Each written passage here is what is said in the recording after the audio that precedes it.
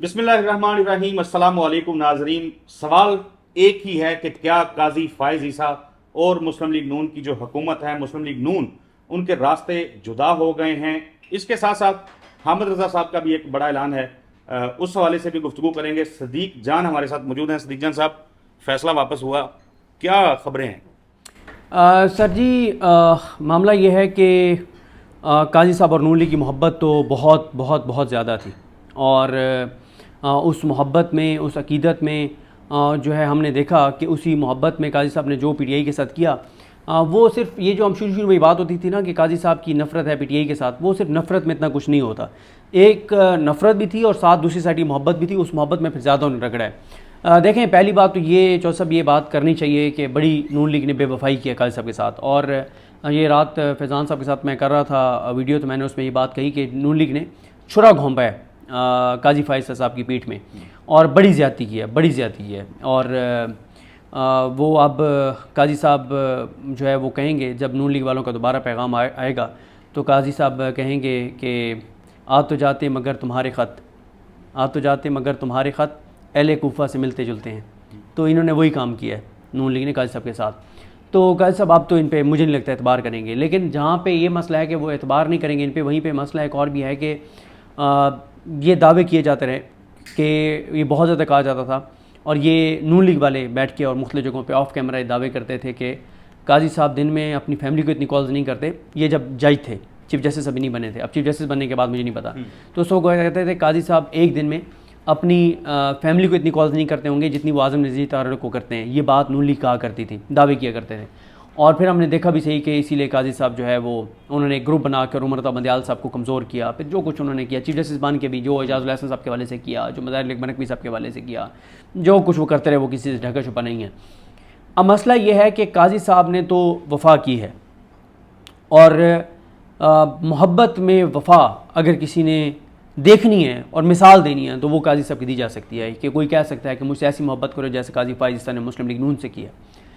तो मतलब 8 फरवरी के इंतखाबात की तारीख देने से लेके, इस हुकूमत को मुसलत करने से लेके, इस मैंडेट को बचाने से लेके, इसकंदर राजा को सपोर्ट करने से लेके, इमरान खान के खिलाफ फैसले करवाने से लेके, इससे पहले नवाज शरीफ की तायात नैली ख़त्म करना, लेवल प्लेइंग फील्ड ना देना, बल्ला छीनना, आरोज़ वाला, तो एक से वो रीकाउंट वाला, सारी चीज़ें जो मतलब पाकिस्तान की तारीख में जो मुमकिन हो सकता था, पाकिस्तान की तारीख में किसी चीफ जस्टिस ने इतनी वफा नहीं की होगी किसी के साथ जितनी काजी साहब ने वफा किया मुस्लिम लीग नून के साथ। लेकिन मिला क्या? मिला धोखा। और धोखा क्या मिला काजी साहब को कि काजी साहब को धोखा इस तरह से मिला कि नून लीग ने दावा तो ये किया, काजी साहब को ये कहा उन्होंने कि जनाब हम वज़ीर-ए-आज़म शहबाज शरीफ साहब जो हैं वो असम्बली में आके और पॉलिसी स्टेटमेंट देंगे, लेकिन पॉलिसी स्टेटमेंट नहीं दी उन्होंने शहबाज शरीफ साहब ने, जो कि बहुत ही ज़्यादा अफसोसनाक है। और फिर उसके बाद ना सिर्फ ये बल्कि आपने देखा कि कहा गया कि वो पकड़ धकड़ ये वो भी सब ड्रामा था। फिर उल्टा नून लीग की हुकूमत ने और शहबाज शरीफ की काबीना ने ये कहा कि ये फैसला गलत है। पूरी काबीना ने मुतफ़िक़ा तौर पे कहा कि मुबारक सानी केस का फैसला गलत है और रिव्यू दायर किया जाएगा, और हुकूमत ने उसका क्रेडिट लिया और ये सारी चीज़ें की। अब ये बात तो तय हो गई कि नून लीग ने धोखा तो किया है, पीठ में छुरा तो घोंपा है। कुछ लोग खैर ये भी कहते हैं कि नून लीग ने रेस्क्यू किया है काजी साहब को और ये वो, लेकिन मैं ये बात नहीं मानता कि रेस्क्यू किया। तासुर है नून लीग से मुताल्लिक कि वो जिनके साथ बनाती है फिर निभाती ज़रूर है, और फिर बाद में इक़्तिदार में ज़ाहिर जब लोग रिटायर हो जाते हैं, उहदों से चले जाते हैं, तो उसके बाद नवाजती भी है। बिल्कुल नवाजती भी है, लेकिन यहाँ पे तो मसला ये है कि उहदे के बाद नवाजने वाले, यहाँ तो एक्सटेंशन वाला मामला था। देखें, अब नून लीग ने तो बेवफाई कर दी है, पीठ में छुरा घोंप दिया है और फिर खबरें चलाई गई, वज़ीर-ए-आज़म ने कमेटी बना दिया है, मुज़ाहिरीन कैसे पहुँचे फलाना, ये सब झूठ है, बकवास है, इसमें कुछ नहीं है।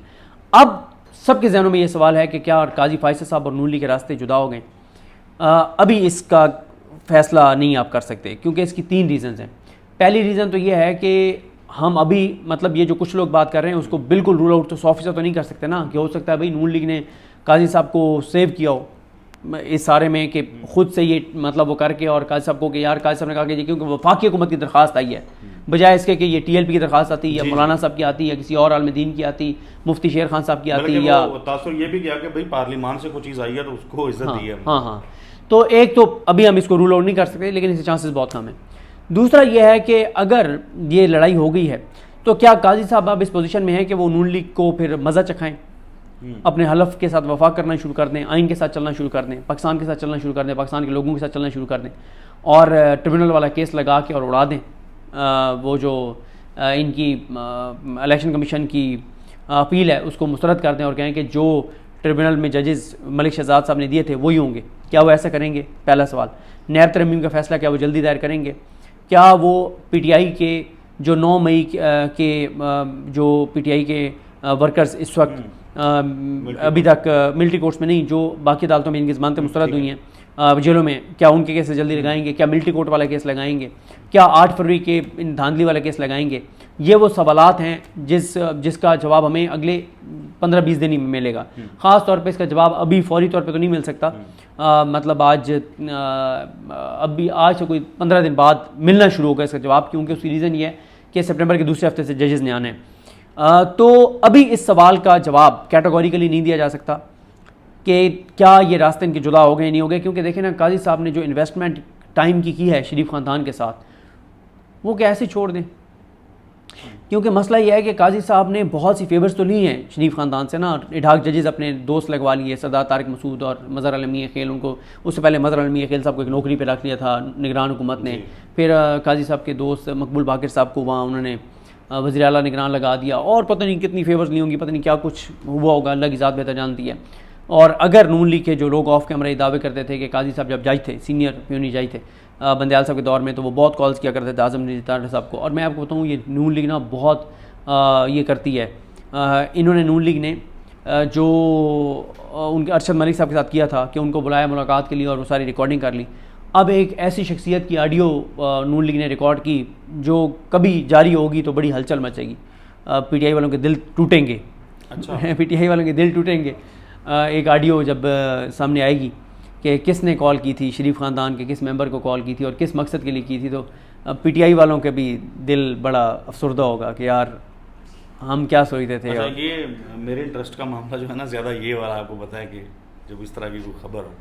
सर देखें, जो एम्बिशियस, मैं अब इशारा दूंगा तो आप समझ जाएंगे, लेकिन आपने जिक्र नहीं करना जी। जो एम्बिशियस होते हैं ना लोग, वो फिर आगे आने के लिए वो किसी भी हद तक जाते हैं, सबके साथ मामला चलाते हैं।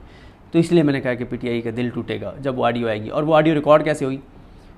शरीफ ख़ानदान की जिस शख्सियत को कॉल की गई, उन्होंने बहाना बनाया कि पता नहीं मैं कहीं हूँ तो मैं भी आपको बैक कॉल होती है, अभी आपसे बात होती है। फिर क्या किया गया कि स्पीकर ऑन किया गया और उस मोबाइल के साथ एक मोबाइल रख के उसको सारी कॉल को रिकॉर्ड किया गया। वेरी इंटरेस्टिंग, ठीक है ना। और वो ऑडियो जब आएगी तो वो बड़ा अच्छा। और ये ना शरीफ ख़ानदान ये करता है। अब अगर आज़म नज़ीर साहब ने कुछ कॉल्स रिकॉर्ड करके रखी हुई हैं काजी साहब की, तो चलें ये तो प्रोबेबिलिटी है। मैं, वो कहते हैं ना, दूध का जला जो होता है वो छाछ भी फूंक कर पीता है। तो जो बहुत सारे लोग, ख़ास तौर पे पाकिस्तान तहरीक इंसाफ के कारकुनान या रहनुमा जो ये समझ रहे हैं या उस अप्रोच से सोच रहे हैं कि शायद इस मामले के बाद ये जो दोबारा से उनको सुनना पड़ा काजी साहब को, ताल्लुकात जो हैं उस तरह के नहीं रहेंगे, तो वो गलत फहमी भी हो सकती है। यानी आप देखें, ये सजेस्ट कर रहे हैं कि अभी भी कोई ऐसी वो नहीं हुई कि डेड एंड आ गया कि बस ख़त्म। देखें, मैंने आपको बताया ना कि काजी साहब, अगर उनकी कुछ कमज़ोरियां हैं शरीफ ख़ानदान के पास, जैसे ये ऑडियो रिकॉर्डिंग अगर है, तो या कोई मुलाकात उन्होंने कहीं किया और वहाँ पे कैमरे शैमरे लगे हुए थे, वो वीडियो है, तो फिर वो कैसे शरीफ ख़ानदान के ख़िलाफ़ जा सकते हैं, हुकूमत के ख़िलाफ़ जा सकते हैं? नहीं जा सकते ना। या फिर ये भी है कि काजी साहब को अगर ये है कि यार अब मसला ये है कि मैं तो इनसे लड़ाई ले लूँगा, तो पीछे जो मैंने जज भर्ती किए हैं अपने, भरा है जिस तरह से मैंने सुप्रीम कोर्ट को, उन लोगों से जो जिस तरह के फैसले दे रहे हैं वो सबके सामने, और काजी साहब को ये हो कि अगर मैं नून लीग से बिगाड़ के चला गया तो पीछे इनकी ना छुट्टी हो जाए। ठीक है। और तो ये अब बड़े सवाल हैं जिसका भी जवाब मैंने आपको कहा ना कि 15 दिन इंतज़ार करना पड़ेगा। 15 दिन से पहले आपको सवाल का जवाब शायद मिल जाए, लेकिन मुझे नहीं लगता मिलेगा। असल यह है कि अदालती छुट्टियाँ ख़त्म होंगी तो काजी साहब किस तरह से केसेस लगाते हैं, और फिर तो काजी साहब के पास 11 सितंबर से अदालती छुट्टियाँ में ख़त्म होंगी, तो फिर पीछे काजी साहब के पास होंगे 40-42 दिन, और उन 40-42 दिनों में से भी वर्किंग डेज जो हैं वो 28 होंगे।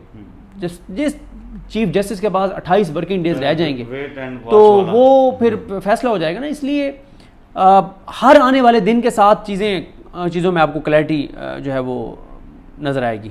तो क्या मुस्लिम लीग नून और काजी फाइज साहब के रास्ते जुदा हो गए हैं? ये लेकिन अभी कबल वक्त है, लेकिन ये है कि हो सकता है काजी साहब और नून लीग के रास्ते जुदा ना हो, लेकिन इन दोनों से किस्मत रूठ जाए शायद।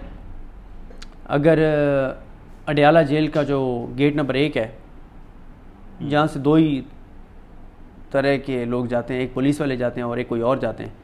अगर उस गेट नंबर 1 से ले जाया गया है आज़म स्वाति साहब को गेट नंबर 1 से, ना 3 से ले जाया गया ना 5 से ले जाया गया, तो किस्मत इसका मतलब है दोनों से भी रूट सकती अच्छा, है। वैसे हुकूमती कैंप्स में इस मामले को लेकर के भी परेशानी तो बहुत होगी। देखें, मैं आपको कह रहा हूँ ना, नून लीग अगर कहीं से कोई हिसाब किताब निकलवाती है, कोई जायचे निकलवाती है, जायचों का तो और मामला है ठीक है, एस्ट्रोलॉजी का वो कोई और होता है। वो जो ख़वातीन नहीं जाती, वो जो हिसाब करने वाली ख़वातीन होती हैं, और उनके पास, अच्छा ये भी किसी के पास अगर हिसाब करवाने जाएंगे ना, इनके साथ वही होगा जो ख़वातीन के साथ होता है। वो क्या करती हैं, ख़वातीन जाके कहती हैं वो मेरी जो नंद है ना वो बड़ी फ़लानी है, ढींगनी है, ये वो, और मेरी सास भी बड़ी अजीब औरत है, और ये है और वो है और फ़लान है, सारा बता के ना नंद का, सास का, कोई एक आदि और अपनी रिश्तेदार का, और मेरे देवर की बीवी भी बड़ी फ़लान है ये वो, और सारी वो बात करके मेरी न तबीयत ठीक, मुझे लगता है मेरे ऊपर तावीज़ हो गए, तो वो हिसाब किताब करें।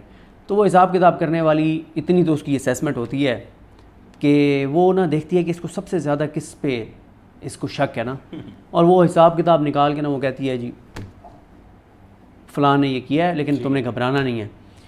अब इनके साथ भी यही होगा, ये कहीं हिसाब किताब करवाने जाएंगे तो ये कहेंगे जी हमें लगता है कि या ये पिंडी वाले गए होंगे, या ये इस्लामाबाद वाले गए होंगे, या इनके कोई ये जो जो इनको मिलते रहे, इनको पता है कि उनके बिहार पे इनसे कौन मिलता रहा है, किस तरह के लोग मिलते रहे, कोई मजहबी शख्सियत, कोई सियासी शख्सियत, कोई इस तरह का, या वो गए इस तरह से। तो वो जो हिसाब किताब करने वाला होगा या होगी, वो जब देखेगी कि या देखेगा कि इनको सबसे ज़्यादा किस पे, वो कहेगा जी फलाना है, वो कहेंगे हमें पहले पता था कि यही गए होंगे। मैंने तो ये सिंपल ये कहा है कि बस ये देख लें कि 12:03 पे कॉल कैसे गई, कॉल कराने वाला कौन था, और गेट नंबर 1 से किस किस की एंट्री हुई है, कैसे हुई है एंट्री गेट नंबर 1 से, ना 3 से ना 5 से, गेट नंबर 1 से। इन सवालों का जवाब अगर नून लीग को मिल जाए तो उनको अंदाज़ा हो जाएगा, इसलिए किस्मत इनसे रूठ सकती है। किस्मत रूठ सकती है। चलें, वेट एंड वॉच, वही बात, इंतज़ार करना पड़ेगा। मज़ीद 10-15 दिन जो हैं वो सूरत हाल जो है उसको वाज़ेह कर देंगे। अगली वीडियो तक के लिए हमें इजाज़त दीजिए। अल्लाह हाफ़िज़।